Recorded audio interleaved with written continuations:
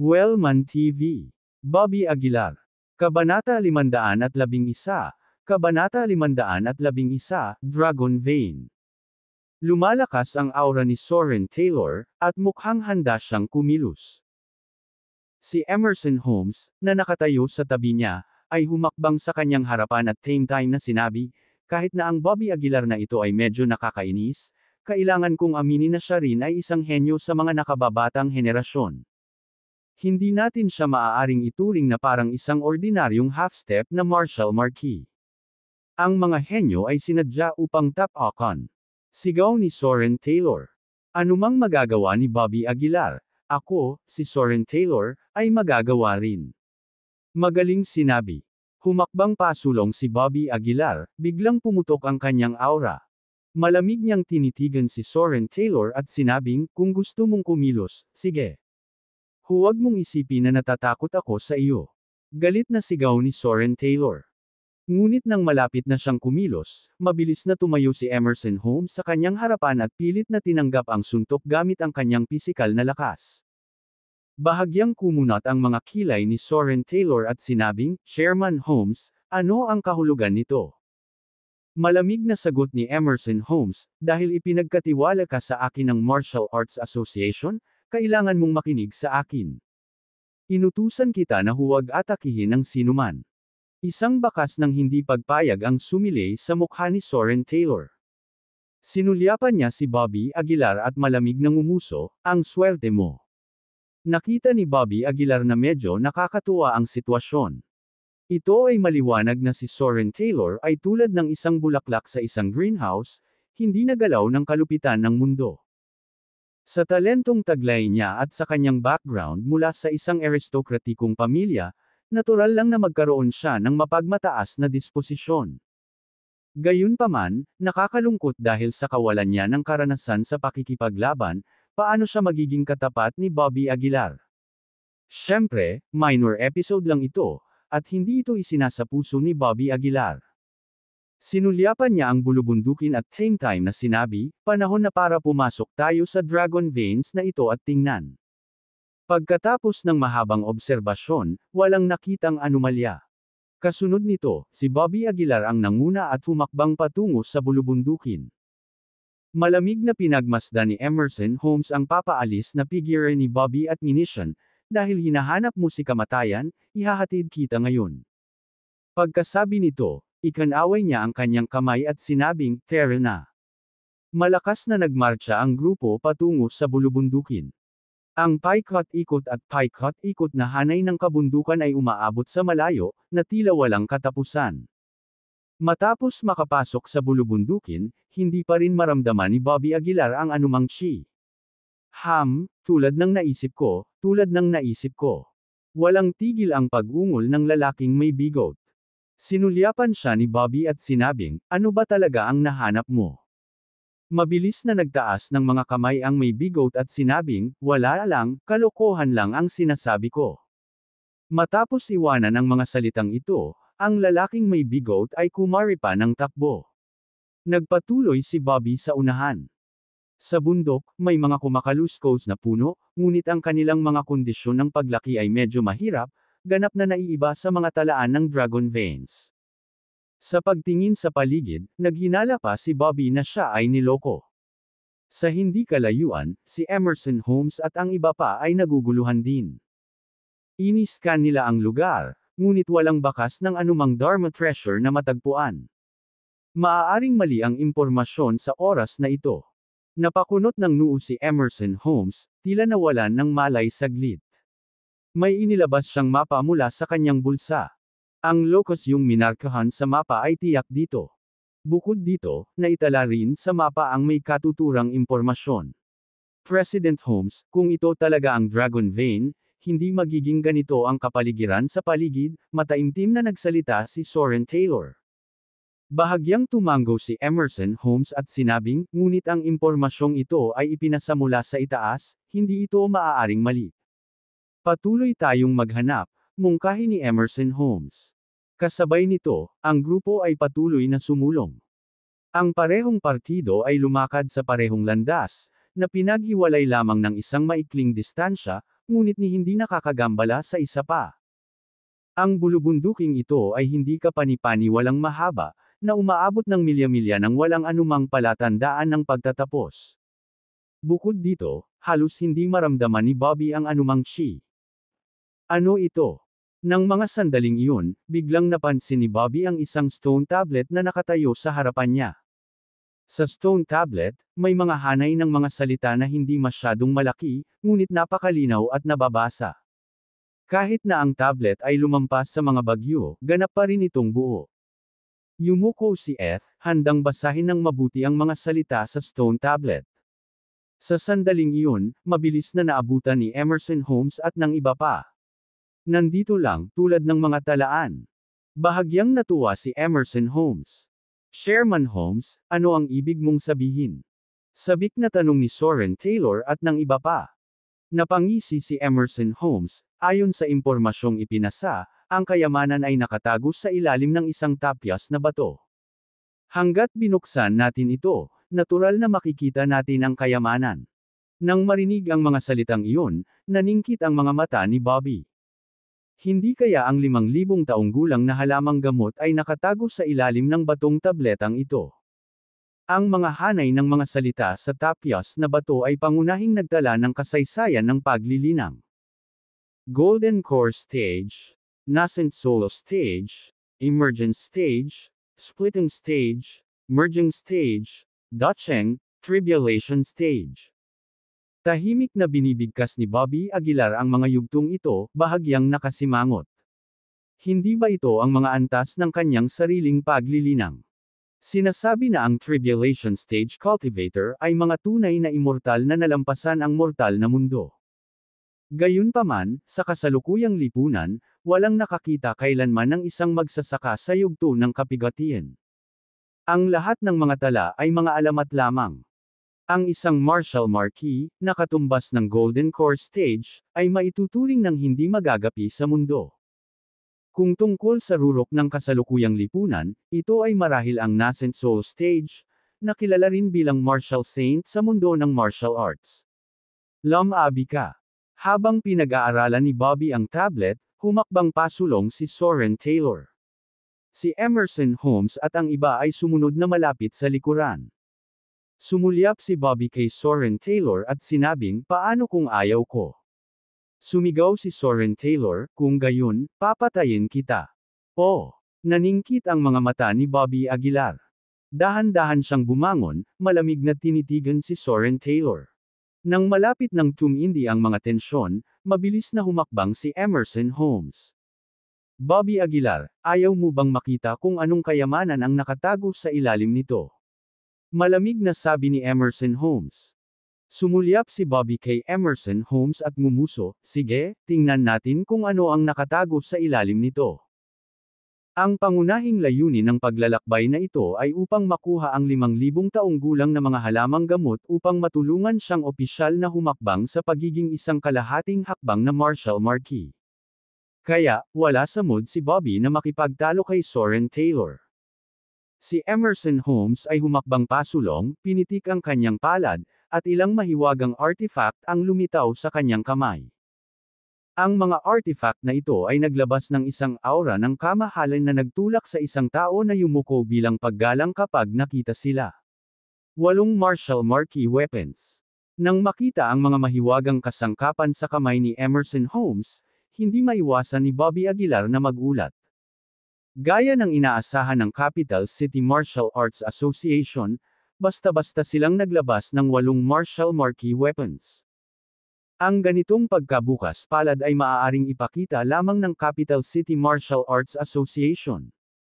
Pagkatapos, hinimok ni Emerson Holmes ang 8 Marshall Marquis weapons na bumaba sa stone tablet. Boom! Sa sandaling nakipag-ugnayan sila, ang stone tablet ay tila pinailalim sa matinding puwersa. Sa ilang sandali lang, nagsimulang mabasag ang stone tablet. Isang malaking hukay ang lumitaw sa harap ng lahat. Nang makita ang malaking hukay na ito, nagliwanag ang mga mata ng lahat.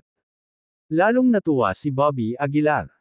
Kabanata 512, Kabanata 512, Pagpukaw sa kapangyarihan ng Dragon Vein. Nabasag ang mga layer ng stone tablet, naging mga guho sa isang kisap mata. Sa ilalim ng stone tablet, sa katunayan, ang kayamanan ay nakatago. Sa unang tingin, may mga halamang gamot na ilang libong taon, matagal nang nakaimbak na mga mahiwagang artifact, at nawalan ng mga kasanayan sa paglilinang. Ang bawat item ay nasa tuktok ng linya. May mga halamang gamot talaga.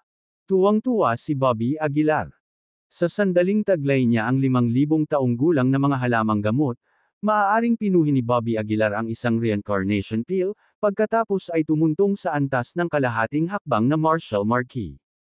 Si Bobby Aguilar ay may matinding tiwala sa kanyang sarili. Naniniwala siya na kapag naabot niya ang kalahating hakbang na antas ng martial marquee, walang sinuman sa mundo sa parehong antas ang makakapantay sa kanya.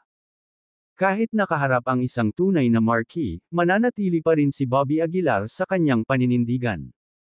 Ito ang chaotic body, ang pinakamataas na pangangatawan sa mundo. Talagang may kayamanan. Natuwa din si Soren Taylor at ang iba pa. Sa katunayan, ang kanilang paglalakbay ay hindi naging walang kabuluhan.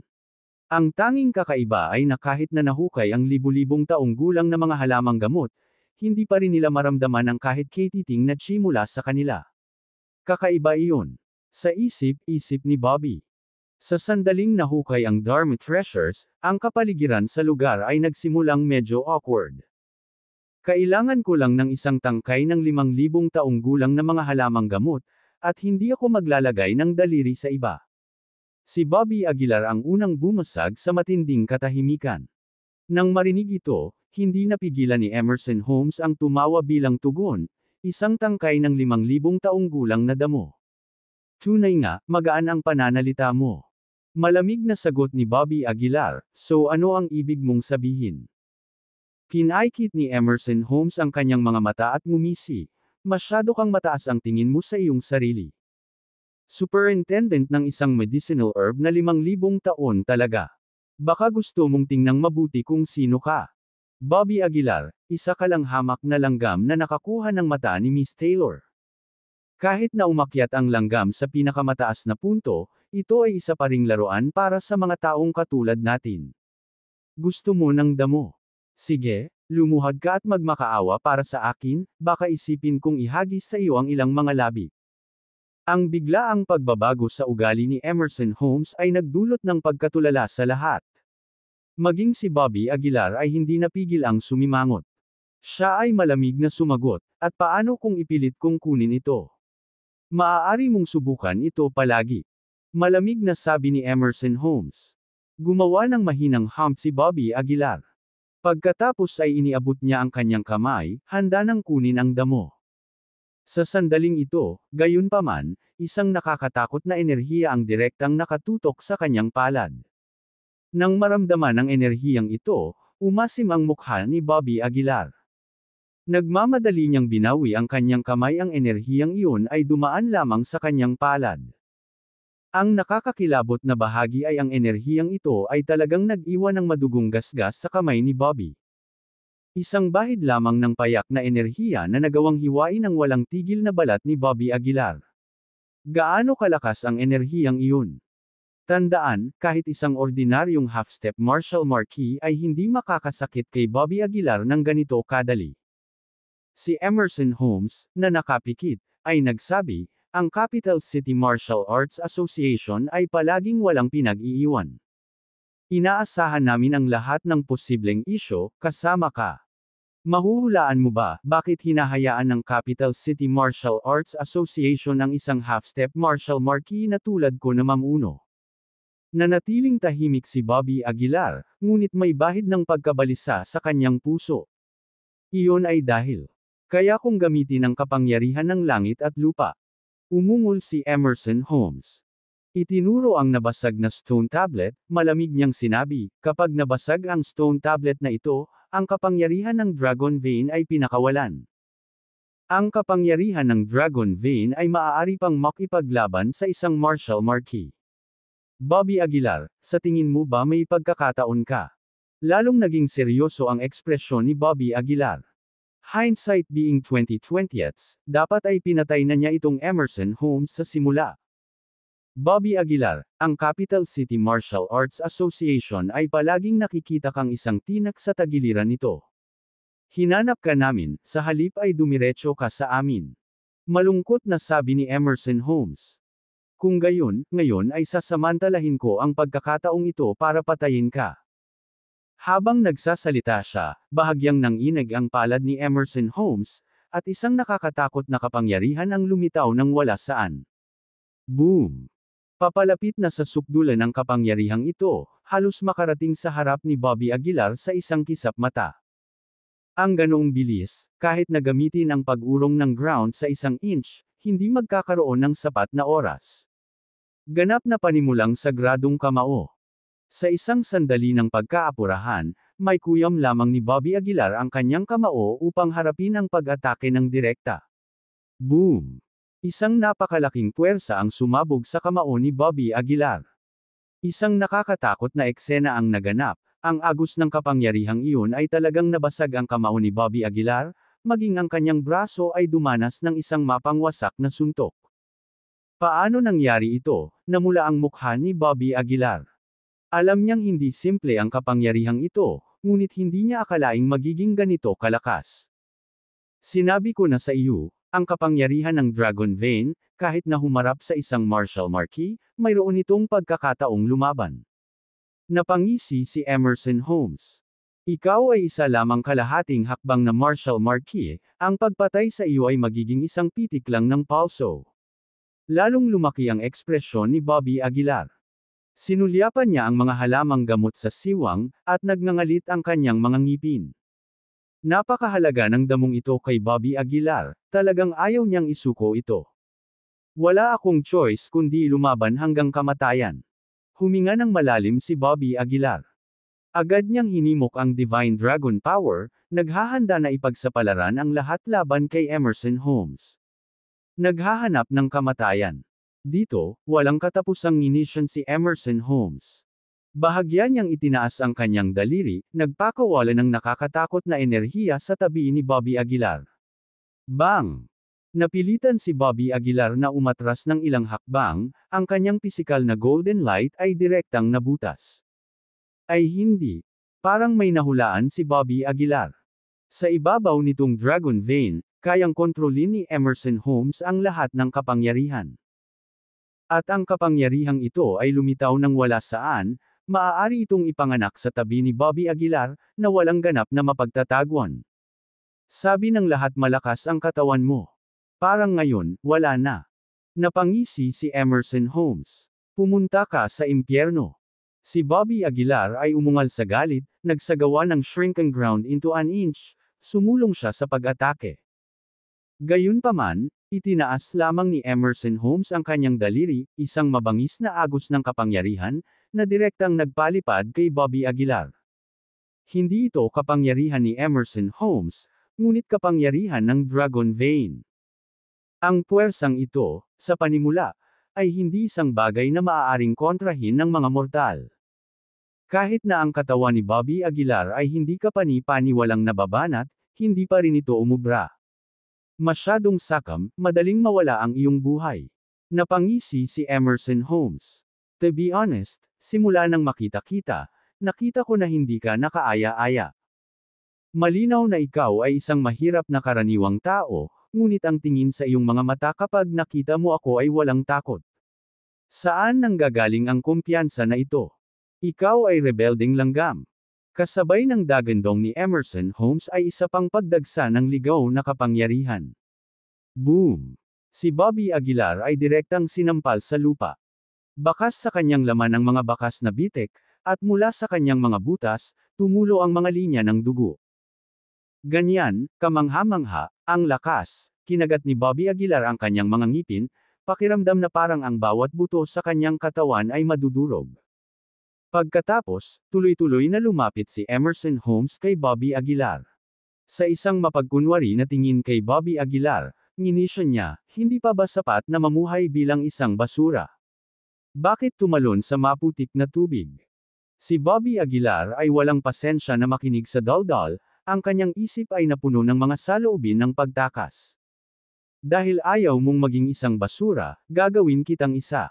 Napangiti si Emerson Holmes. Habang nagsasalita siya, bahagyang itinaas niya ang kanyang daliri, tinutukan ang dantian ni Bobby Aguilar. Kabanata 513, Kabanata 513, ang tunay na kayamanan. Pinitik lang ni Emerson Holmes ang kanyang daliri, at isang puwersa ang sumabog, kumapit malapit sa dantian ni Bobby Aguilar. Wala pang 1 milimetro ng espasyo ang naghihiwalay sa kanila. Hindi nagkaroon ng pagkakataon si Bobby na iwasan ito.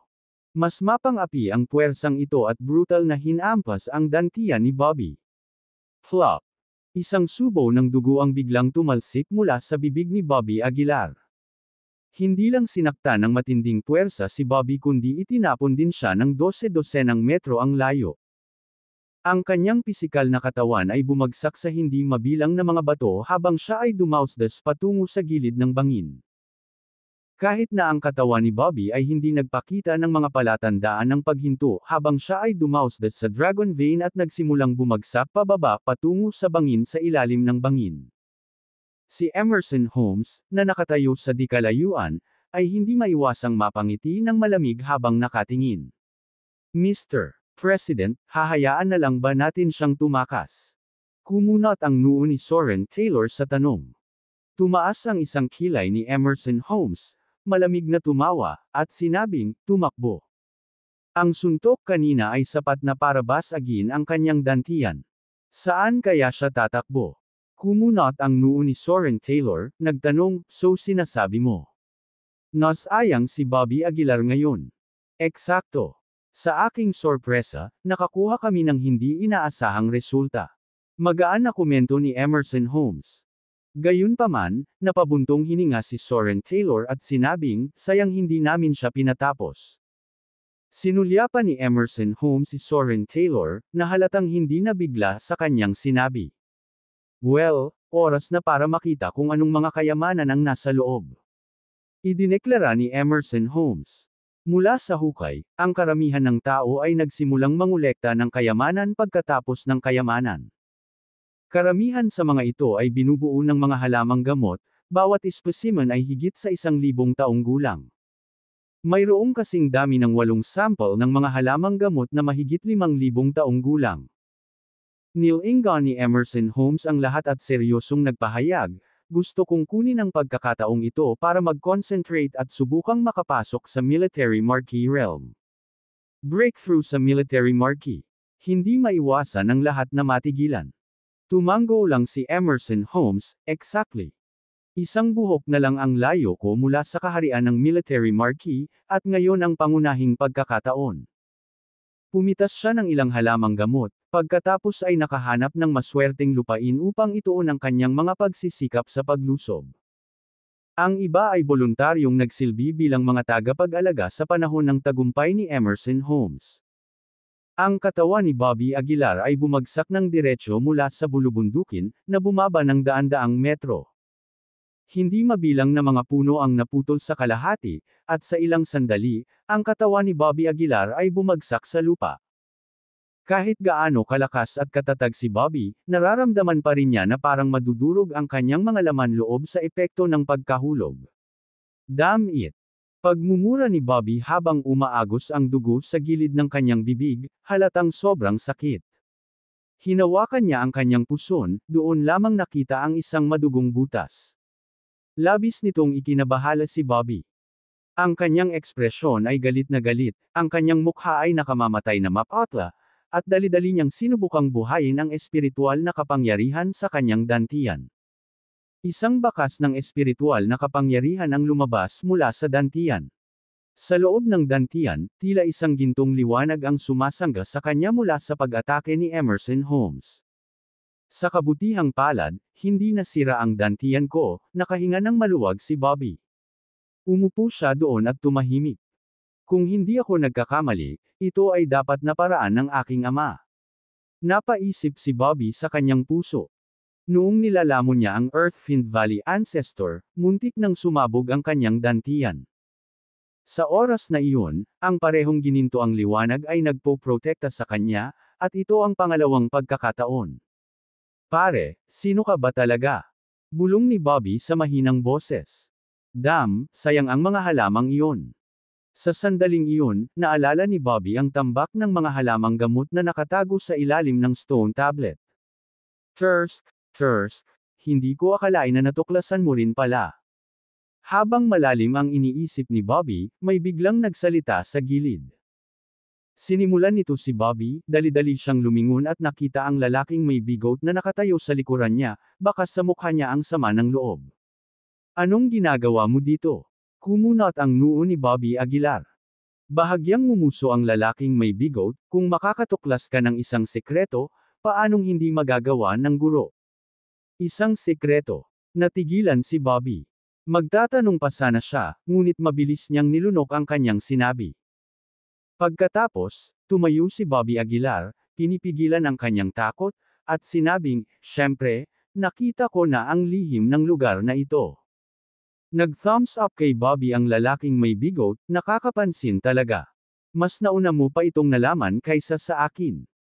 At this point, the man with the bigot unctuously proposed, "Well then, napagkasunduan natin na 50-50, right? Huwag tayong maging gaamon tungkol dito at sundin ang mga patakaran ni Conrad Schroeder." Malinaw na ang lalaking may bigot ay itinuring ang kanyang sarili na hindi katugma kay Bobby, kaya nag-aalala siyang baka monopolyo ni Bobby ang lihim. Ngunit walang ideya si Bobby tungkol sa anumang sekreto, kaya mabilis niyang hinampas ang kanyang dibdib at sinabing, "Magtiwala ka, hindi ako ganoong klaseng tao. Dapat nating hatiin ng pantay ang lahat. Mabuti kapatid, sapat na." Ang lalaking may bigot ay nagbigay ng isa pang thumbs up kay Bobby. "Let's get moving then, we can't afford to waste time. Maaaring magbago ang mga bagay kung magde-delay tayo. Kailangan ko pang bisitahin ang puntod ng ninuno ng aking lolo." Ang lalaking may bigot ay daldal. "Sige." Lihim na natuwa si Bobby. Sinundan niya ang lalaking may bigot at humakbang pasulong. Sa ilalim ng bundok ay isang kanyan, ang tanawin ng kanyan ay hindi gaanong naiiba sa paligid sa itaas. Matapos maglakad ng ilang kilometro, sa wakas ay huminto ang lalaking may bigot. Sa harap mismo ng kanyang mga mata, mayroong isang stone tablet, halos kapareho ng nasa itaas. Mabilis na nag-squat si Bobby at sinimulang pag-aralan ng mabuti ang stone tablet. Sa katunayan, maging ang mga inscription sa tableta ay pareho. Ang pagkakaiba lang ay ang stone tablet sa itaas ay purong puti, habang ang isang ito ay itim na itim. So ayan na. Mabilis na umikot ang isip ni Bobby, parang may naisip siya. Pagkatapos ay iniabot niya ang kanyang kamay at naghanda sa pagbunot ng stone tablet. Mabilis siyang pinigilan ng lalaking may bigot, umiling-iling, "Kaibigan, bawal bunutin yan." Tumigil si Bobby Aguilar sa kanyang paggalaw. Tumingin siya sa lalaking may bigot at ngumiti, bakit hindi ito mabunot? Napabulala sa gulat ang lalaking may bigot, kung mabunot itong stone tablet, tiyak na sasabog ang dark energy. Hindi mo ba alam ang tungkol dyan? Nang marinig ito, mas lalong lumakas ang ngisi ni Bobby. Gaya ng naisip ko. Ngumisi si Bobby. Tumingin siya sa may bigot na lalaki, at sinabing, kung mabunot ang stone tablet na ito, hindi ba't ang dragon vein sa itaas ay agad na sasabog na may chi? Hindi ba obvious? Ungol ng lalaking may bigot. Inangat ni Bobby Aguilar ang kanyang ulo upang tumingin sa langit, at ang lahat ay biglang naging mali. Kanyang isipan. Ito ay malinaw na isang dragon vein, ngunit walang bakas ng espiritual na enerhiya na makikita. Ang dahilan para dito ay isa lamang sina Yin at Yang ay pinipigilan ng isa't isa, nakakamit ang isang estado ng balanse. Na ang dragon vein sa itaas ay kumakatawan kay Yang at ang lugar sa ilalim ng dragon vein na kumakatawan kay Yin. Kaya naman ang lugar na ito, na dapat ay puno ng espiritual na enerhiya, ay kakaibang karaniwan. Kung ang isa ay tumingin pababa mula sa langit, makikita pa nila ang Tai Chi diagram sa loob ng mga pattern ng landscape. Ito ay tunay na kamangha-manghang nilikha ng isang dalubhasa. Bahagyang napabuntong hininga si Bobby. Nilingan niya ang lalaking may bigot at taos-pusong sinabi, "Maraming salamat." Ha! Nataranta ang lalaking may bigot. Bago pa siya makapagtanong ng anuman, hinawakan na ni Bobby Aguilar ang gintong liwanag, naghahanda ng hampasin ang stone tablet. Kabanata 514, Kabanata 514, Sumisipsip ng madilim na enerhiya. Isa. Makikinang na mga gintong ilaw na kinunan patungo sa stone tablet. Anong ginagawa mo? Biglang nabalisa ang lalaking may bigot. Gusto niya itong pigilan ngunit huli na ang lahat. Dahil sa sobrang lakas, medyo nayanig ang stone tablet. Ngunit hindi ito nabasag. Napakahirap. Hindi napigilan ni Bobby Aguilar na mapasigaw. Nakahinga ng maluwag ang lalaking may bigot. Tinapik-tapik niya ang kanyang dibdib, sinabi niya, "Kaibigan, hindi ka dapat nagkakagulo ng ganito. Ang kayamanan ay hindi nakatago dito." Sinulyapan ni Bobby Aguilar ang lalaking may bigot at nagtanong, "Kung hindi dito, saan?"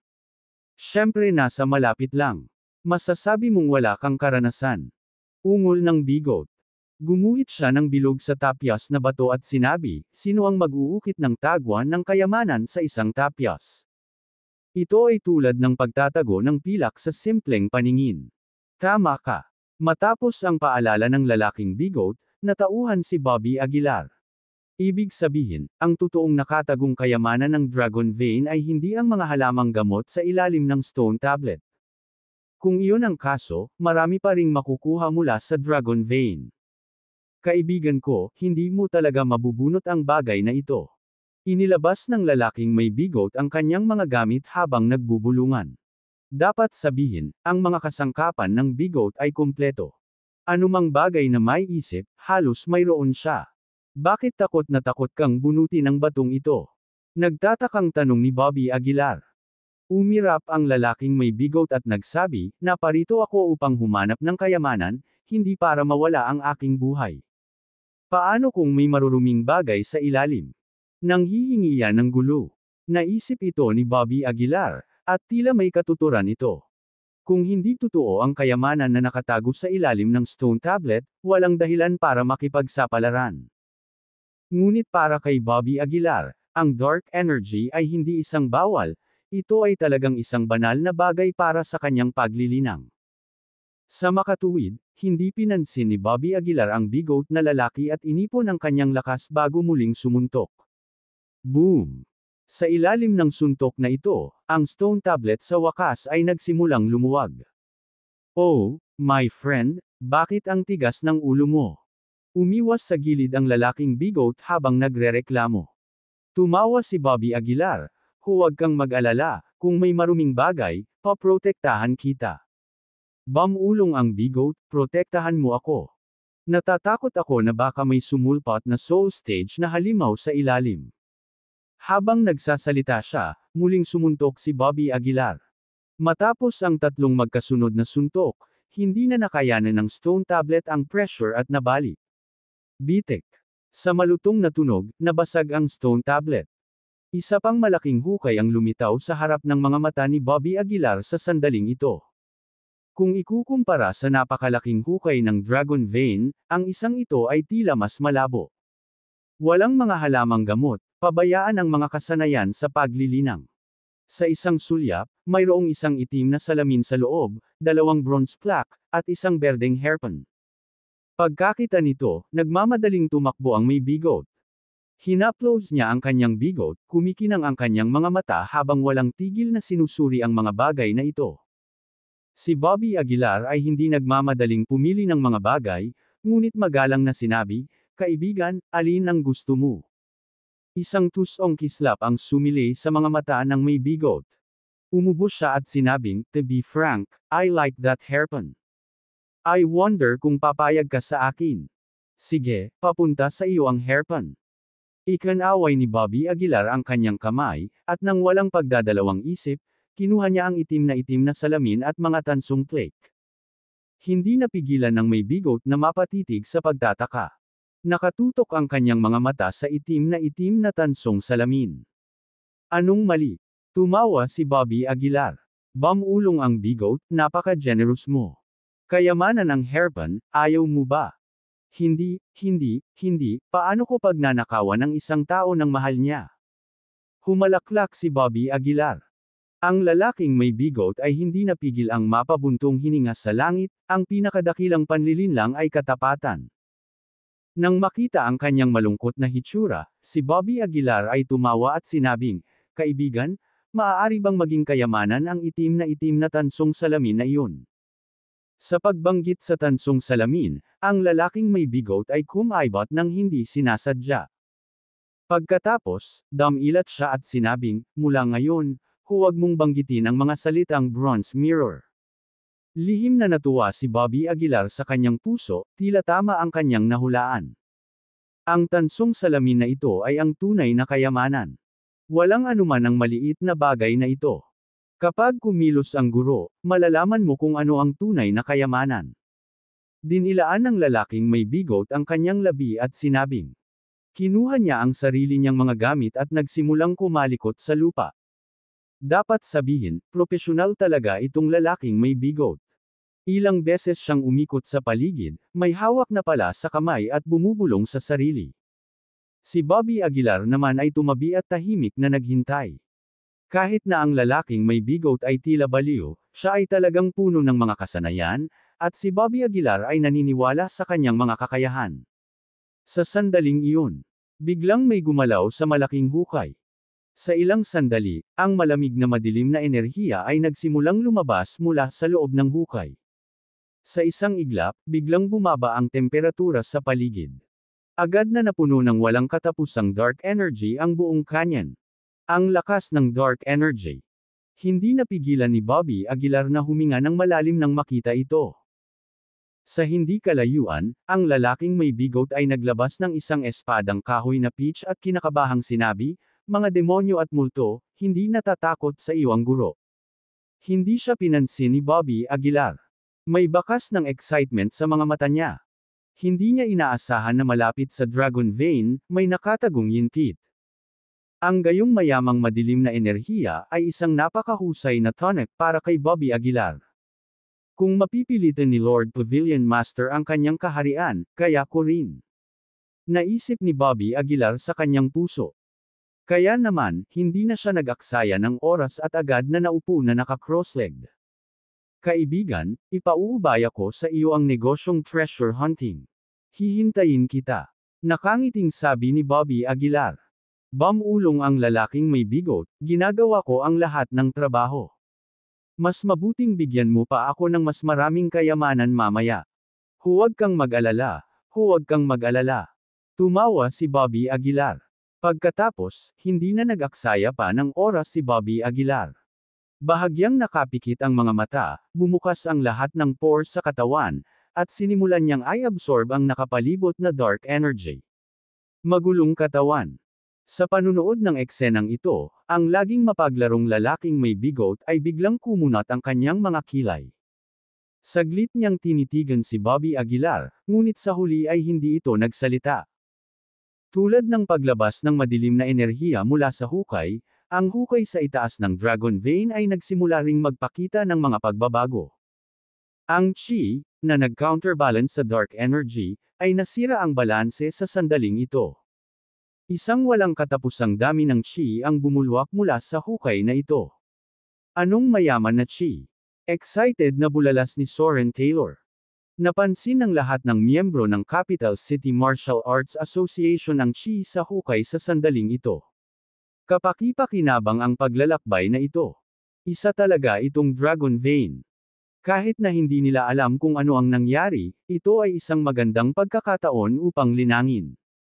Sa loob ng ilang sandali, si Soren Taylor at ang iba pa ay sunod-sunod na nakaupong nakakross ang paa upang linangin sa pag-iisa. Lumipas ang oras, at sa isang kisap mata, lumipas ang 3 araw. Ang hindi inaasahan ay ang bilis ng pagsipsip ng chi ng mahigit 10 miyembro ng Capital City Martial Arts Association ng magkasama ay talagang mas mabagal kaysa sa nag-iisang pagsipsip ng dark energy ni Bobby Aguilar. Sa loob lamang ng 3 araw, ang madilim na enerhiya sa canyon ay ganap na naabsorb ni Bobby Aguilar. Gayunpaman, sa itaas ng Dragon Vein, mayroon pa ring kasaganaan ng chi.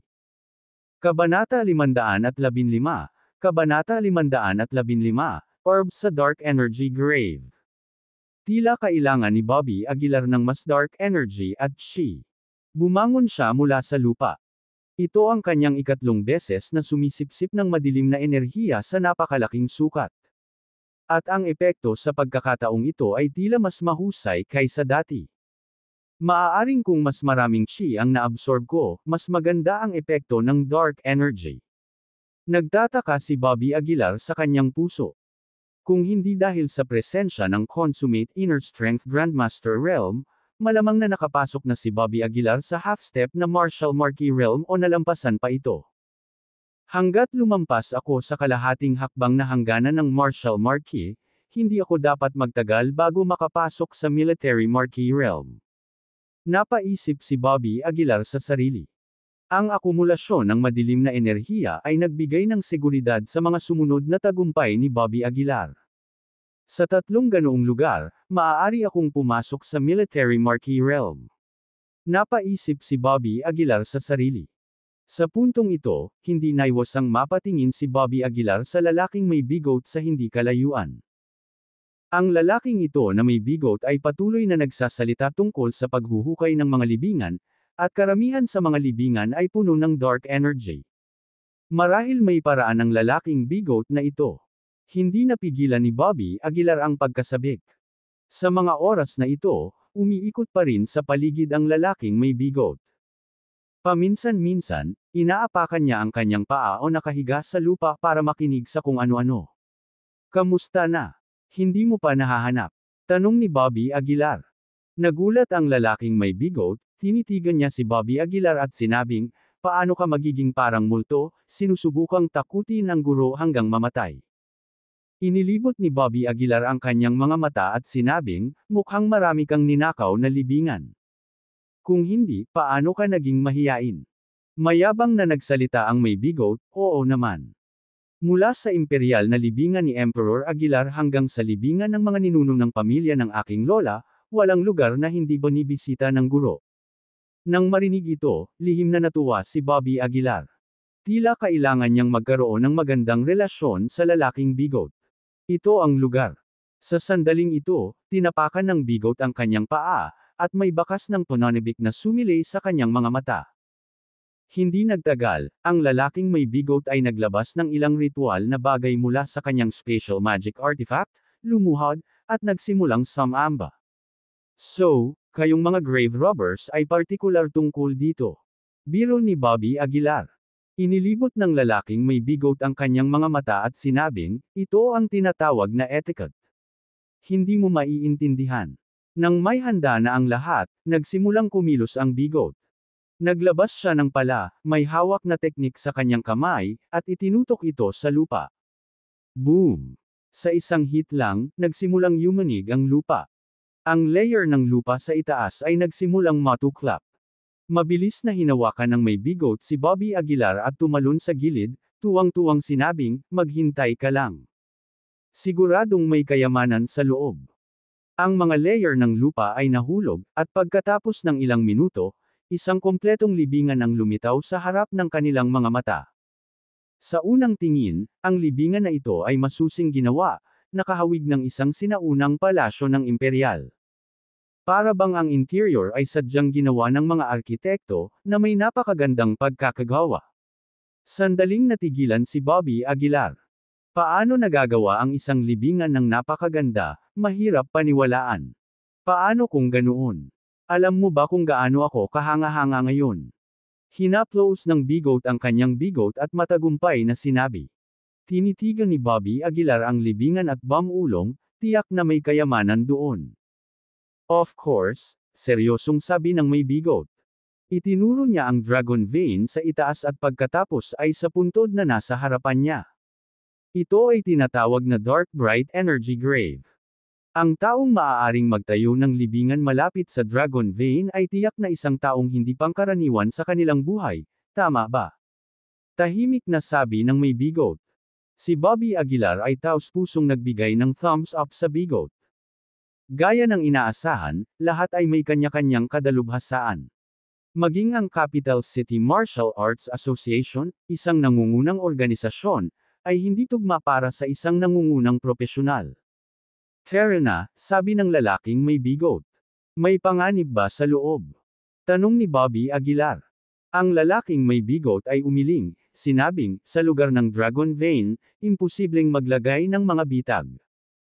Kung hindi, ang may-ari ng libingan ay hindi gumawa ng ganoong haba upang itago ang kanilang libingan.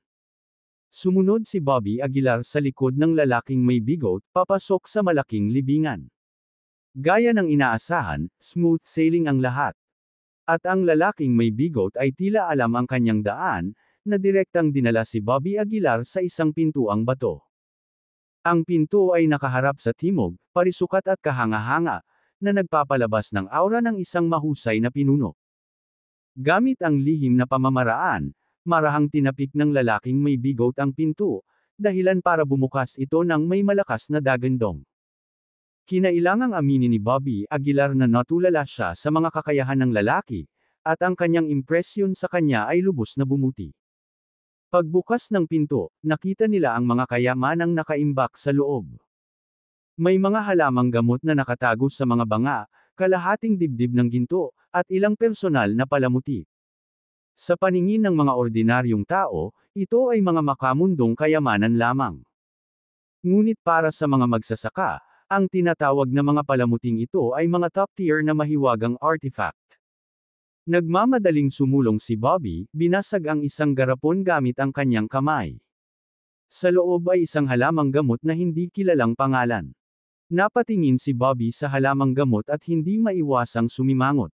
Ito ay dahil walang bakas ng chi sa loob ng damong ito. Paano magiging ganito? Kumunot ang noo ni Bobby.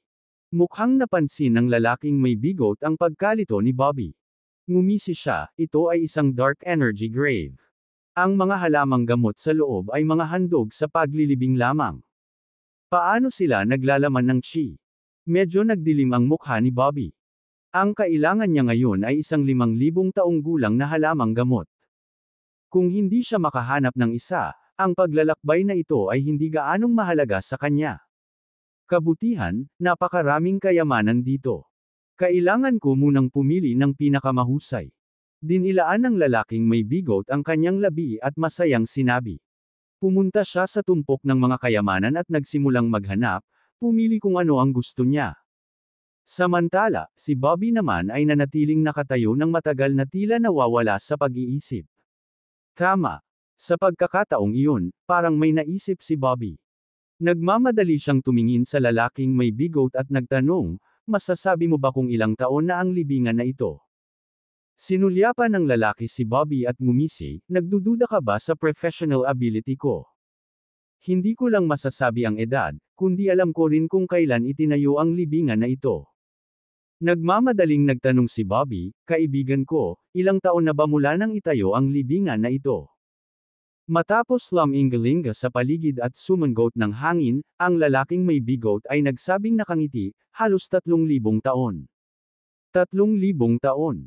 Ang isang taong maaaring gumawa ng gayong libingan ay malamang na isang kilalang tao sa kanilang panahon. Napaisip si Bobby sa sarili. Ang mga handog sa libing ng mahahalagang figure na ito ay hindi maaaring mga ordinaryong halamang gamot.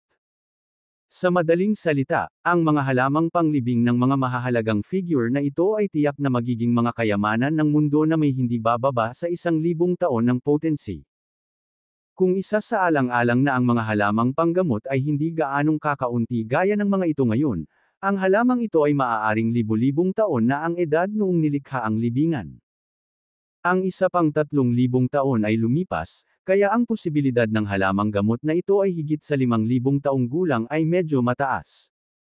Ang formula ay nagsasaad lamang na nangangailangan ito ng 5,000 taong gulang na damo. Wala itong sinasabi tungkol sa potency, naisip ni Bobby sa sarili. Para naman kay Bobby, wala siyang ibang choice kundi subukan muna ito pansamantala. Sinusubukan mo bang pinuhin ang isang reincarnation pill? Sa pagkakataong iyon ay biglang nagtanong ang bigot na nakangisi. Medyo nagulat si Bobby, alam mo ba ang tungkol sa reincarnation pill? Buong pagmamalaking sinabi ng lalaki, naglalakbay ako kung saan-saan sa loob ng maraming taon, at nakaharap ko na ang daan-daang libingan na tulad nito. Ano ang hindi ko malalaman?